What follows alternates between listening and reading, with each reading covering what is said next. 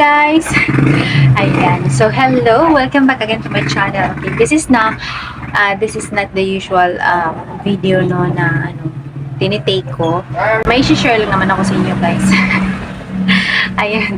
So, may nakita kong post sa Facebook na yung regarding doon kay Jack Ma. So, kung hindi nyo pa kilala si Jack Ma, isa siya, may-ari siya ng Alibaba.com. Isa siyang online platform na nagbibenta din is online shop. Yung katulad siya ng Shopee, Lazada, pero naka-base lang siya sa China. So, siya yung may-ari noong Alibaba.com, si Jack Ma. So, ayan si Jack Ma, isa siyang businessman na super rich na ngayon, as in billionaire na talaga siyang Ayan. So, nakalagay kasi doon sa post is, si Jack Ma, nag-start siya sa pagbebenta. Ayan, ang nakalagay doon sa post is, when it comes to business talaga, kung ikaw, isa kang negosyante, ang number one na hindi nagbibigay sa iyo ng suporta is yung mga kakilala mo, pamilya mo, or friend. Although, hindi ko naman siya nila lahat, pero most of them is hindi talaga nagbibigay sa iyo ng suporta, which is naranasan ko as in totally talaga. On the process ka pa lang sa business mo, hindi yan sila nagpaparamdam as in you are nothing, as in wala ka talaga, as in wala talaga, hindi ka nila pinapansin, ganyan. Pero pag nalaman nila na medyo umangat ka na, saka sila magpaparamdam, saka sila kung ano-ano yung mga sinasabi, ganyan. At saka naranasan ko talaga siya kasi masasabi ko talaga yun kasi na-experience ko nga, diba? Kasi nung nag-negosyo ako at nag-start na ako nag-post sa Facebook, nag-start ako regarding sa tindahan, tapos nag-post ako ng mga motivational post para naman ma-inspire yung iba, na mag-negosyo, ganyan. Although, hindi naman talaga yan itong negosyo ko, pero I'm so happy and grateful kasi natupad yung pangarap ko. Ito yung pangarap ko na magka-negosyo talaga.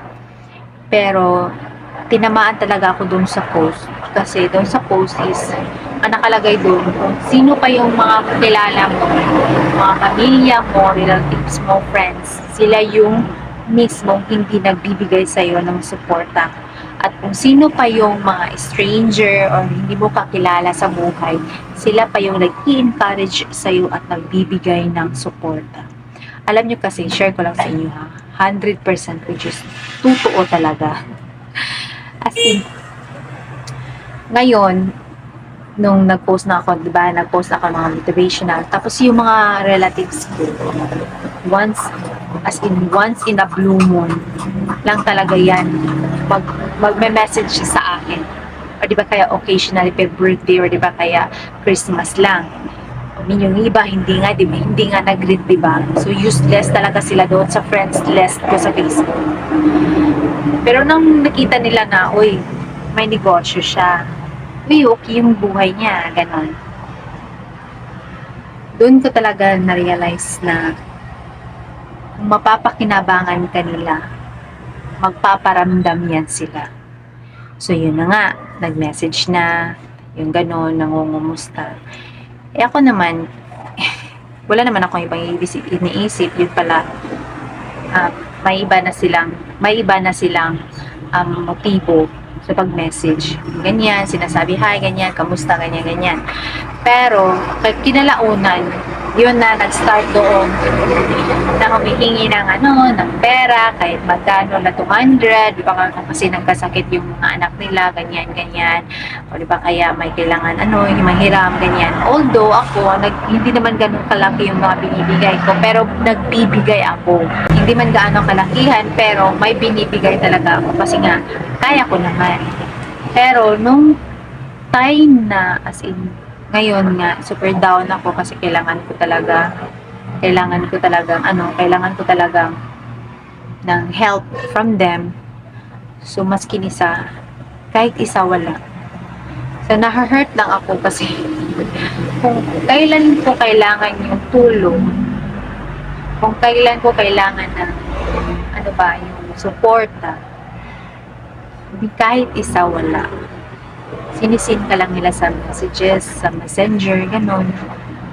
Yung iba, hinahang ka pa nila, nililive ka lang nila ng ganun ba, na hanging ng yung message mo is nakahanging lang kung ano ba, papayag ba to o hindi, or ano ba, um, papayag ba to, gusto ba niya, okay, approve ba, yung ganon, yes or no lang naman yung sagot, pero wala talaga, sin ka lang. Ngayon, na-realize ko na kung sino pa yung customer ko, yung mga strangers na hindi ko kilala, sila mismo yung nag-i-encourage na ipagpatuloy ko ano man yung mga pagsubok sa negosyo. Kasi usually naririnig ko sa mga relatives is when it comes to business, na nakikita nila na pa-down ka na, konti na lang yung tinda mo is, ang sinasabi, give up mo na yan. Huwag mo na ipagpatuloy kung hindi kaya, huwag mo nang pilitin na may stress ka lang dyan. Yun bang dinidiscourage ka nila? Ano ba, nakakalungkot lang kasi yung nabasa ko sa post is, which is totoo talaga na naranasan ko.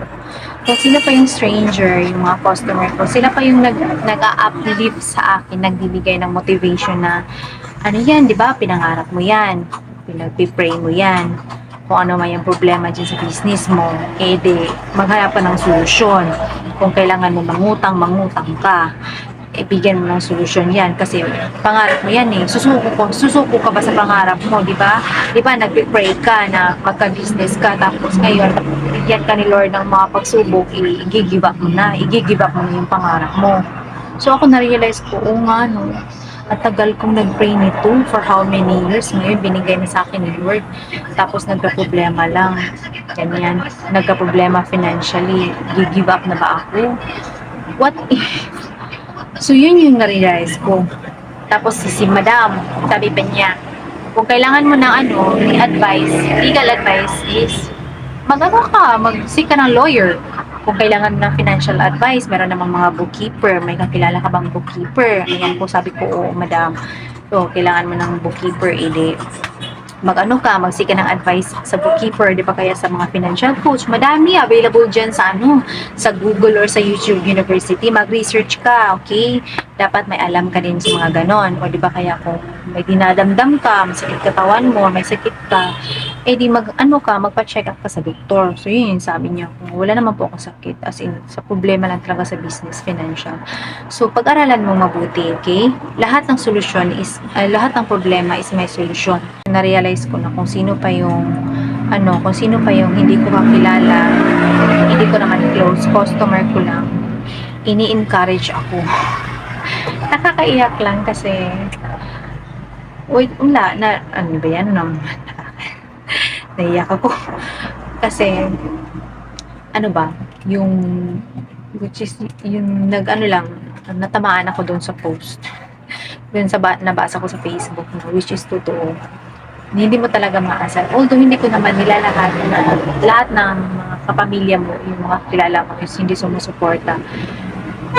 Siguro i-rate ko lang na out of 10 na sa pamilya mo, isa or dalawa lang yung sumusuporta. Kasi yung the rest is ida-down ka talaga nila. Hindi ka talaga nila binibigyan ng suporta. Kasi diba, ako na-experience, based on my experience nagtitinda ako dito, pero hindi sila bumibili dito, pero dito sila nakikiusap mangutang. So, ano ibig mong sabihin doon? Hindi nga sila sumusuporta sa'yo. Ewan ko ba kung ganun. So, ngayon, kasi nga, na kapamilya, minsan pinagbibigyan ko, pero yung iba umaabuso talaga. So, yung iba hindi ko na pinagbigyan, ako na talagang masama. Ako pang masama. Pero, okay lang yun. Hindi ko naman sila inaano. Wala naman akong sinasabi na gano'n. Although hindi ko na nga pinabayaran yung ibang utang nila dito. Kita na nga nila na down pa kami. Talagang uut-utin talaga nila kung ano pa yung pwede nilang makita sa iyo na pwede nilang pakinabangan.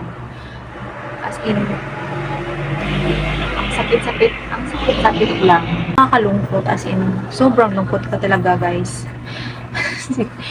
natamaan talaga ako dun sa post. Pero yung mga customer ko, as in, ini-encourage talaga nila ako na wag agad susuko kasi pag susuko ka, talo ka talaga. Alam nyo ba na sinabi din ng isa kong customer na ang negosyo, hindi mo agad natatamasa ang success. It takes years and years and years para lang magiging successful ka sa negosyo. Eh kung ikaw, kung isang problema lang o pagsubok sa negosyo is susuko ka na, talo ka din, 'di ba? Kung pangarap mo, di huwag mo sukuan. Bigyan mo ng solusyon. Ayan, so na-share ko lang din naman sa inyo guys para naman maging magaan yung aking kalooban. Kasi as in super down talaga ako this passing few days at until now. Eh, gusto ko siyang i-release. Gusto ko siyang labas yung nasa loob ko para naman kahit papaano is maging magaan yung loob ko. Nakakatuwa lang yung mga customer ko na ini-encourage talaga nila ako na huwag susuko. Ayun. So that's it. Thank you so much for watching guys. Na-share ko lang din naman sa inyo kasi gusto ko siyang ilabas. Hindi ko masabihan yung asawa ko kasi yung asawa ko nakikinig pero yung mata na sa cellphone. Ayan. Labas na din sa kabilang sa kabilang tenga. Parang wala lang. Ewan ko. Ako yung na-stress pero siya parang wala lang. I don't know kung nag-iisip din ba siya. Ay, naku. Ayun. So, yan. Na-share ko lang din naman sa inyo, guys. I-share naman kayo sa mga pagsubok na naranasan nyo dati at paano nyo na-overcome. Ayan, kung may advices man kayong gusto niyo i-share, i-comment nyo na lang down sa comment section. And guys, thank you so much for watching. I'll see you in my next video. Bye. Gracias and happy selling everyone. Bye!